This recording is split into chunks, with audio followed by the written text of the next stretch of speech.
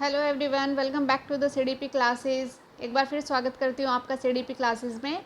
और आज हम डिस्कस करने वाले हैं डे 8 यानी कि असेसमेंट एंड इवैल्यूएशन।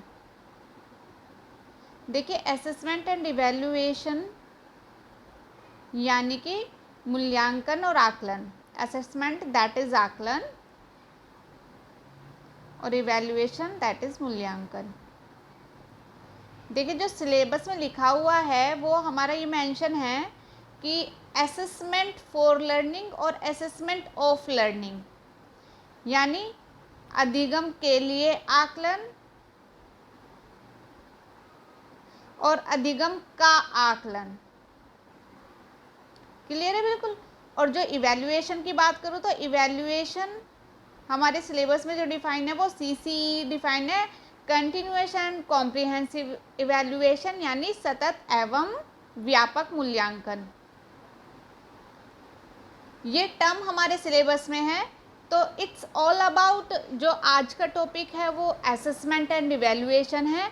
आज हम डिस्कस करेंगे कि असेसमेंट और इवैल्यूएशन बेसिकली है क्या, कौन सी टेक्निक उसको मेजरमेंट में अडॉप्ट की जाती हैं, मेजरमेंट असेसमेंट इवैल्यूएशन में क्या संबंध है। देखिए, जो ये क्वेश्चन यहाँ से बनता है इस टॉपिक से, वो बेसिकली ना केवल CDP वाले सेक्शन में बनता है, वो इसके अलावा आपका जो बाकी के जैसे लैंग्वेजेस हैं या फिर आपका EVS है, साइंस, SST, मैथ्स, ये टॉपिक ऐसा है जिससे क्वेश्चन हर एक जगह बनता है। यानी कि अगर आप हर सेक्शन में एक क्वेश्चन भी लगाएंगे तो 5 से 6 क्वेश्चन तो ये अकेला टॉपिक पूरे पेपर में आपके सिक्योर कराता है। और आज जो हम पढ़ने वाले हैं, आज हम इतना बेस में आपका मजबूत कराने वाली हूँ, क्योंकि आज जो हम पढ़ेंगे वो सब इग्नू नोट्स से हम लोग पढ़ने वाले हैं। जी हाँ, इग्नू नोट्स। इग्नू के अलावा ये मटेरियल इतना शानदार इग्नू ने दिया हुआ है कि उतना अच्छा कहीं किसी किताब में मेंशन नहीं है, इसलिए मैं आज आपके लिए इग्नू के नोट्स से आपको पढ़ाऊंगी। और होप आप हर तरीके का क्वेश्चन आज का लेक्चर लेने के बाद, हर तरीके का क्वेश्चन इस पर जो भी आएगा, चाहे वो किसी भी सेक्शन में आए, आप उसको आसानी से बिल्कुल सॉल्व कर लेंगे। और ये हम आगे जब PYQs अटैम्प्ट करेंगे तो हम साथ के साथ देखते ही भी चलेंगे। चलिए स्टार्ट करते हैं आज का लेक्चर। देखिए, जो भी कोई नया है चैनल पर, वो चैनल को लाइक, शेयर, सब्सक्राइब करना ना भूलिएगा। और साथ ही मैं डिस्क्रिप्शन बॉक्स में अपना टेलीग्राम चैनल ऐड कर दूंगी, तो आप चैनल को ज़रूर फॉलो करें, क्योंकि वहाँ इसके अलावा कुछ बेसिक इन्फो भी मैं शेयर करती रहती हूँ। तो आप चैनल को लाइक, शेयर, सब्सक्राइब ज़रूर कर लें। और जो भी आपके नियर एंड डियर हैं, आप उनको भी चैनल का लिंक ज़रूर फॉरवर्ड कर दें। चलिए स्टार्ट करते हैं।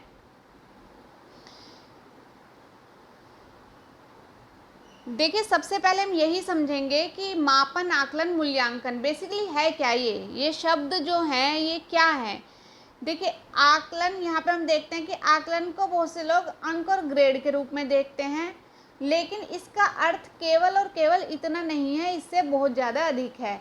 सभी को मापन, आकलन और मूल्यांकन जैसे अलग अलग शब्दों को जानने की आवश्यकता है। बिल्कुल सही बात है, हमें डिफरेंस एक बहुत ज़रूरी है जानना, तभी हम चीज़ों में ये क्रिएट कर पाएंगे कि क्वेश्चन में मापन पूछा है तो मापन के तरीके से आंसर दे पाएंगे, असेसमेंट पूछा है तो असेसमेंट के तरीके से, और इवैल्यूएशन पूछा है तो इवैल्यूएशन के तरीके से। चलिए देख लेते हैं।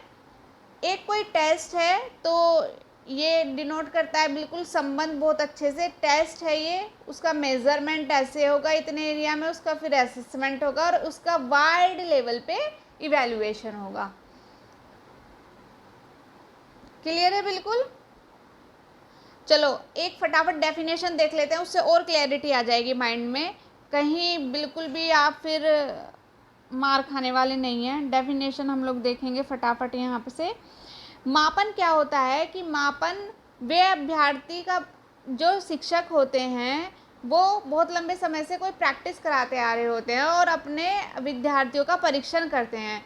तो विद्यार्थियों की पढ़ाई की प्रगति से संबंधित अंकों को निर्धारित करते हैं और उन्हें अगर सुधार की जरूरत है तो उपाय भी बताते हैं। अकॉर्डिंग टू ब्रेडफील्ड के अनुसार मापन किसी घटना की स्थिति के प्रतीकों को निर्धारित करने की प्रक्रिया है ताकि उस घटना की स्थिति को यथासंभव सटीक रूप से चिन्हित किया जा सके। क्लियर है? ये वही है कि हमारा रिजल्ट आया, हमने टेस्ट दिया, हमारा रिजल्ट आया और रिजल्ट आने के बाद हमने ये देखा कि हाँ, अगर अच्छा स्कोर है तो वेल एंड गुड, और माइनस है तो क्या एस्पेक्ट हैं उसके जिस वजह से वो माइनस आए हैं, सो दैट उनमें सुधार किया जा सके। क्लियर है? बिल्कुल। आकलन क्या होता है? आकलन का शब्द है एसेस करना। ठीक है, देखिए यहाँ पे लिखा भी हुआ है, आकलन का शब्द है एसेस करना। इसमें से मैं आपको केवल और केवल इंपॉर्टेंट चीज़ें ही पढ़ाऊंगी और बाकी की चीज़ें आपको देखने की ज़रूरत नहीं है। जिसका अर्थ होता है साथ बैठना। इसका अर्थ है यानी कि विद्यार्थियों के साथ और विद्यार्थियों के लिए हम ये करते हैं, यानी शिक्षक जो है विद्यार्थियों के साथ और विद्यार्थियों के लिए करते हैं। उच्च गुणवत्ता का आकलन गुणवत्तापूर्ण शिक्षा का केंद्र है और अधिगम के मानकों को बढ़ाने के लिए महत्वपूर्ण है। आकलन शिक्षण और शिक्षण दोनों के लिए ही इम्पोर्टेंट होता है। शिक्षार्थियों की एक तरफ प्रेरणा बढ़ाता है और शिक्षकों को उनके द्वारा उपयोग की जाने वाली विधि और रणनीतियों पर चिंतन मनन करने के लिए संशोधन करने में सक्षम बनाता है। क्लियर है? बिल्कुल। अब हमारा मापन हो गया, हमारा आकलन हो गया। अब हम मूल्यांकन एक बार देख लेते हैं। मूल्यांकन क्या है? ये थोड़ा मापन से भिन्न है। शैक्षिक क्षेत्र में मूल्यांकन की अवधारणा तुलनात्मक रूप से नई है। अक्सर इन शब्दों का इस्तेमाल पारस्परिक रूप से अलग अलग अर्थों में किया जाता है। दोनों के बीच जो ये अंतर बताने वो इस तरीके से है कि उदाहरण के लिए एक बच्चे को बीजगणित के परीक्षण के आधार पर परीक्षा में केवल हम बीजगणित की समस्याओं को हल करने में उसकी गणितीय क्षमता को माप सकते हैं, लेकिन जो मूल्यांकन होता है उसके माध्यम से हम गणित में बच्चे की रुचि, क्षमताएं, कौशल, दक्षता और समस्या को सुलझाने की क्षमता के बारे में भी जांच सकते हैं। मूल्यांकन is a broader aspect of measurement. Clear है? बिल्कुल। अगर मेजरमेंट यहाँ है तो मूल्यांकन ये है, ये आप ध्यान रखिएगा। ये बहुत वाइड लेवल पे होता है, इसमें बहुत सारे स्किल्स आप जज कर सकते हैं, लेकिन यहाँ पे आप केवल और केवल सब्जेक्ट ओरिएंटेड चीज़ें ही जज कर सकते हैं। अच्छा, आकलन के कुछ प्रकार भी होते हैं जो हम यहाँ पे देखेंगे। रचनात्मक यानी संकलनात्मक आकलन, समेटिव और फॉर्मेटिव की बात कर रहे हैं। फॉर्मेटिव और समेटिव, ये बेसिकली क्रियाकलाप आधारित होता है, ये भी मैं बता दूं। और ये बेसिकली क्वेश्चनर आधारित होता है, मतलब जो हम टेस्ट ओरिएंटेड होता है ये। औपचारिक, अनौपचारिक, गुणात्मक, मात्रात्मक, प्रत्यक्ष और अप्रत्यक्ष। ठीक है? बिल्कुल। अब 1 बाय 1 देख लेते हैं इन चीज़ों को भी फटाफट। रचनात्मक में जब हम खाना पकाने वाला सूप का स्वाद लेते हैं तो रचनात्मक आकलन है। क्लियर है? बिल्कुल। वही क्रिएटिविटी बेस है ये बेसिकली। और जब संकलात्मक आकलन कब होता है? जब पाठ्यक्रम के अंत में आयोजित किया जाता है, जो विद्यार्थी के कार्यों का मूल्यांकन पारंपरिक तरीका है। क्लियर है? बिल्कुल। जो हमारे ईयरली, हाफ ईयरली टेस्ट होते हैं, दिस इज ऑल अबाउट संकलात्मक यानी कि समेटिव असेसमेंट। और जो हमारे सेमिनार और इस तरीके की चीज़ें जो होती है, क्रियाकलाप जो होते हैं, ये सब हमारा फॉर्मेटिव असेसमेंट। औपचारिक, अनौपचारिक देख लेते हैं क्या होता है। औपचारिक होता है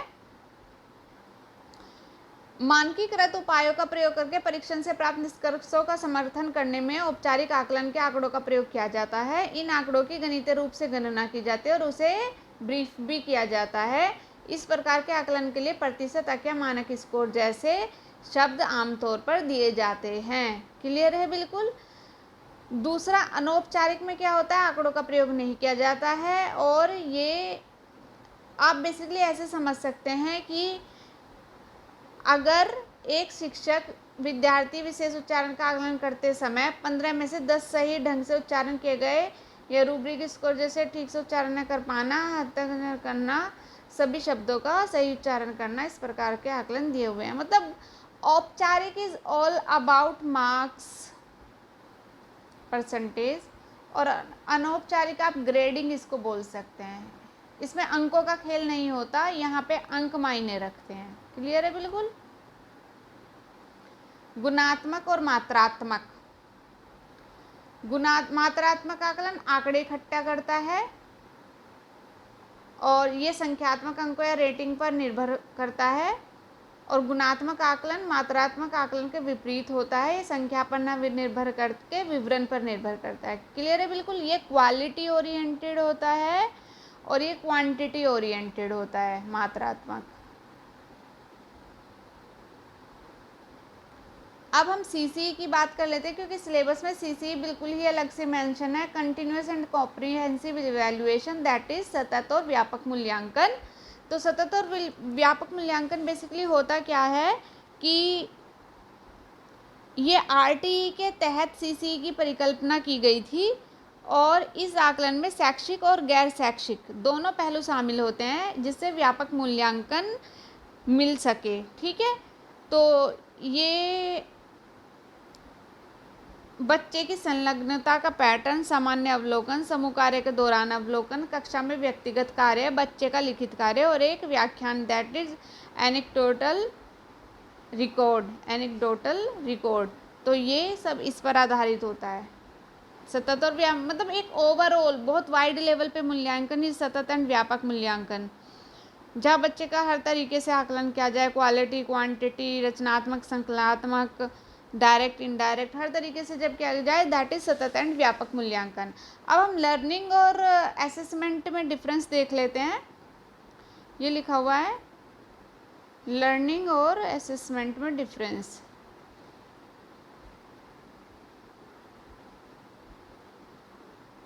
क्लियर है? विद्यार्थी क्या है और कैसे सीखता है, ये इस बात पर निर्भर करता है कि वे क्या सोचते हैं और उनका आकलन कैसे किया जाएगा। आकलन और शिक्षण और अधिगम के बीच संबंध गतिशील और अंतःक्रियात्मक है। आकलन शिक्षण अधिगम प्रक्रिया का एक अभिन्न अंग है। इसके विस्तार से समझने से पहले इस प्रक्रिया को समझना बहुत ही महत्वपूर्ण है। जो शिक्षा है वो त्रिध्रुवीय प्रकृति को फॉलो करती है। शैक्षिक लक्ष्य, विद्यार्थी का अनुभव और मूल्यांकन, जब ये तीनों होंगे तभी एक शिक्षा का उद्देश्य संभव है, अन्यथा नहीं। ये आप ध्यान रखिएगा बिल्कुल। शैक्षिक उद्देश्य तभी बनते जब मूल्यांकन और शिक्षार्थी अनुभव और शैक्षिक उद्देश्य हो। ये त्रिध्रुवीय प्रक्रिया होती ही होती है। अब हम देख लेते हैं असेसमेंट फॉर लर्निंग और असेसमेंट ऑफ लर्निंग। ये देखिए थोड़ा थ्योरेटिकल कॉन्सेप्ट है, इसमें इसी तरीके से पढ़ने की ज़रूरत है, क्योंकि अगर आप हर चीज़ समझने के लिए होती है, लेकिन कुछ चीज़ों में थोड़ा हमें थ्योरेटिकल और डीपली एस्पेक्ट पे भी जाना पड़ेगा, तभी चीज़ें क्लियर होंगी। अधिगम के लिए आकलन और अधिगम का आकलन देख लेते हैं। अधिगम का आकलन और अधिगम के लिए आकलन का अंतर कार्य और उद्देश्य का है। कभी कभी आकलन केवल एक प्रकार के मानदंड के रूप में यह देखने के लिए किया जाता है कि विद्यार्थी कितना अच्छा कर सकते हैं, तो यह अधिगम का आकलन है। यहाँ जज कर रहे हैं हम कि स्टूडेंट कैसे हैं, ठीक है, तो वो अधिगम का आकलन हो रहा है। लेकिन वहीं अगर अधिगम की प्रक्रिया के परिणामों में सुधार को संशोधित करने के लिए उपयोग किया जाता है तो उसको अधिगम के लिए आकलन किया जाता है। यहाँ हमने देख रहा है कि स्टूडेंट कैसे, अब उनमें क्या सुधार की ज़रूरत है। जब वो एक असेसमेंट होगा तो that is learning for assessment for learning होगा ये, ठीक है। यहाँ हम लर्निंग को एसेस कर रहे हैं और यहाँ उसके लर्निंग के लिए एसेस कर रहे हैं, उसने क्या उसे सिखाना है, अब कहाँ उसकी कमियां रह गई, तो वो अधिगम के लिए आकलन कहलाता है। तो अधिगम का आकलन और अधिगम के लिए आकलन आपको बिल्कुल क्लियर हो गया होगा यहाँ पे। चलिए फटाफट देख लेते हैं इसका दूसरा टॉपिक। अगर किसी को लगता है कि उसको एक बार और डिटेल में पढ़ना है तो मैं ये PDF टेलीग्राम चैनल पे डाल दूँगी, आप वहाँ से डिटेल में चीज़ें पढ़ सकते हैं, वहाँ से आप ये डाउनलोड कर लीजिएगा। चलिए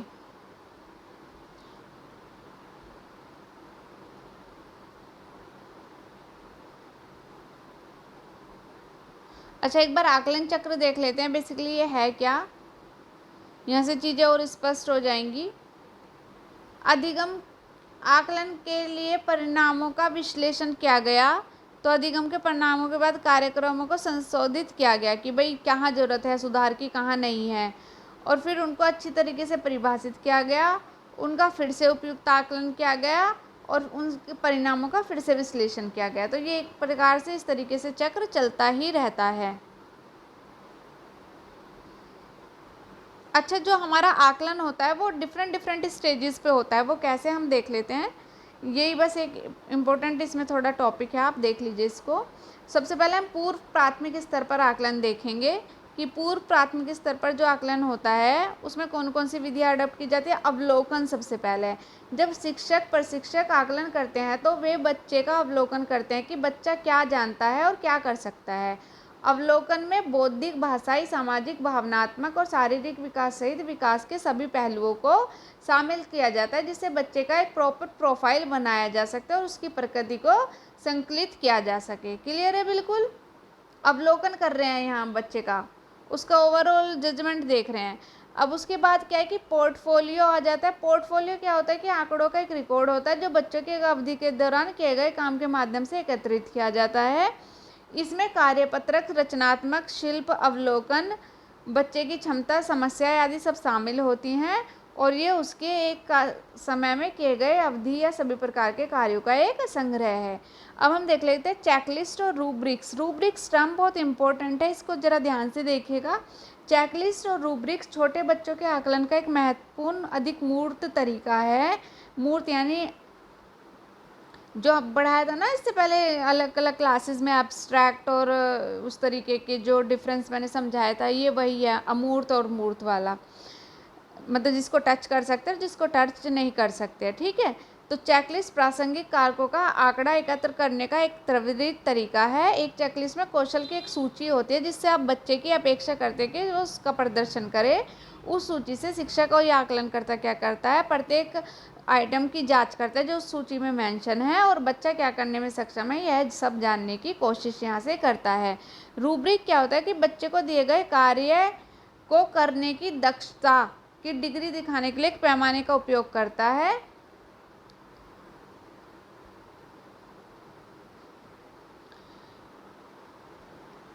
रूब्रिक बच्चों को दिए गए ये यहाँ से आप देखिएगा रूब्रिक के बारे में फिर से, ये रूब्रिक है।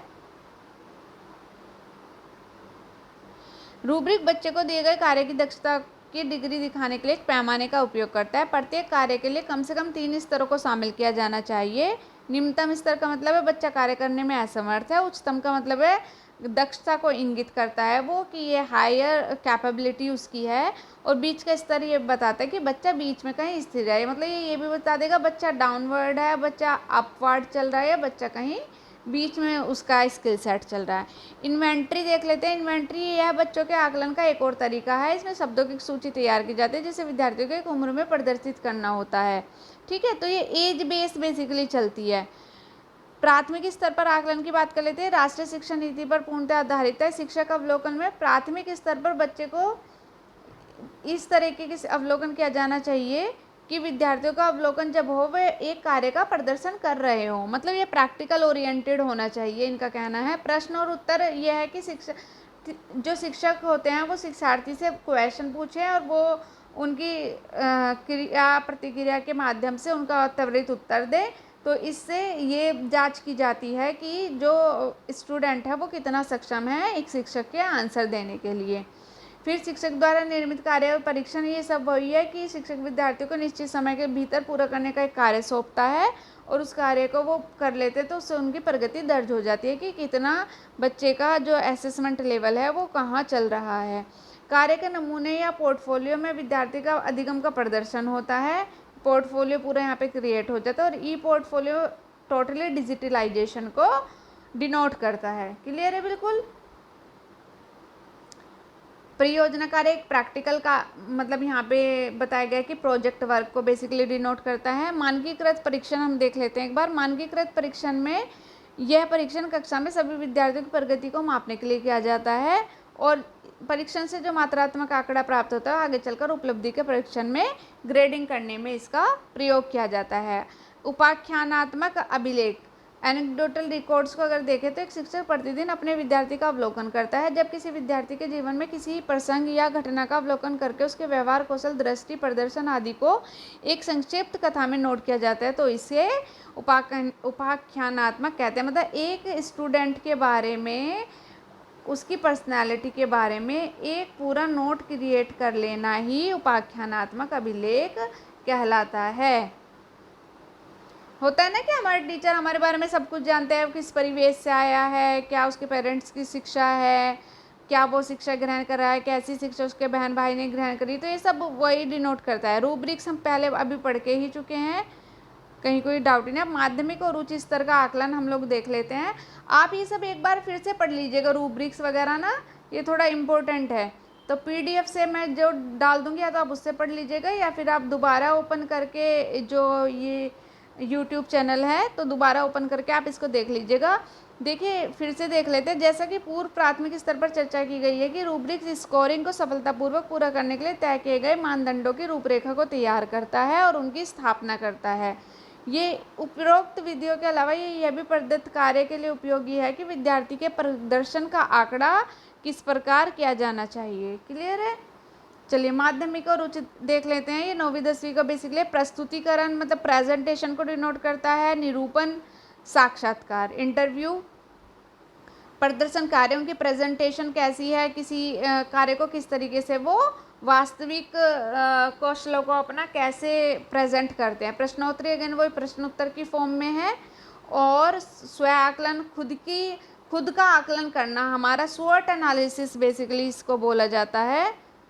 स्व आकलन यानी कि स्वॉट एनालिसिस मतलब एक बच्चे को पता होना what is my strength, what is my weakness, what is my opportunities and वो थ्रेट्स मैं फॉलो कर रहा हूँ अपने स्व आकलन के दौरान।